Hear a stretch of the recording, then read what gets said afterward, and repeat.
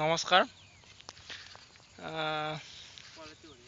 আজি আমি আহিলোঁ কচু কাটিব। এয়া আমাৰ কচু কাটি আছে অংকুৰ আৰু এইজন ৰঞ্জন। ইয়াতে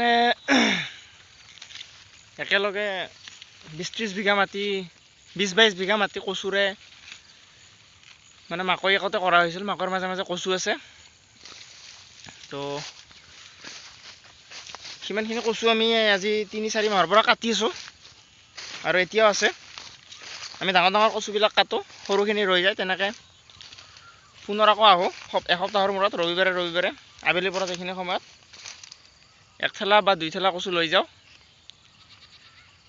ধুনীয়াকৈ আমাৰ এসপ্তাহ গুচি যায়। 10টা গাহৰি। আপোনালোকৰ যদি এনেকুৱা ঠাই আছে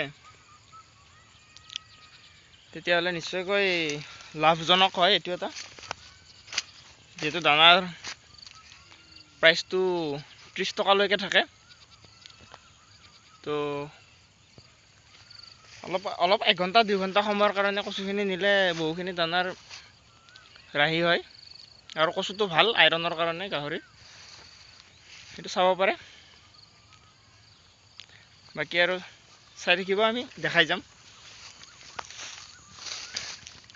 এই ৰঞ্জন বাবুৱে আমাৰ বহু কচু কাটিলে।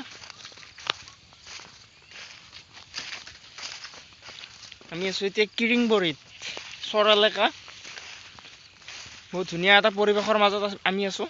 এতিয়া সময় হৈছে 5:30-6টা। কোনো ৰ'দ নাই, একো নাই, ধুনীয়া। বাবু কিবা এটা কৈ দিয়া। কিবা এটা কোৱা। ধুনীয়া পৰিৱেশ, চাৰিওফালে কচুৰ মাজত আমি আছোঁ এতিয়া।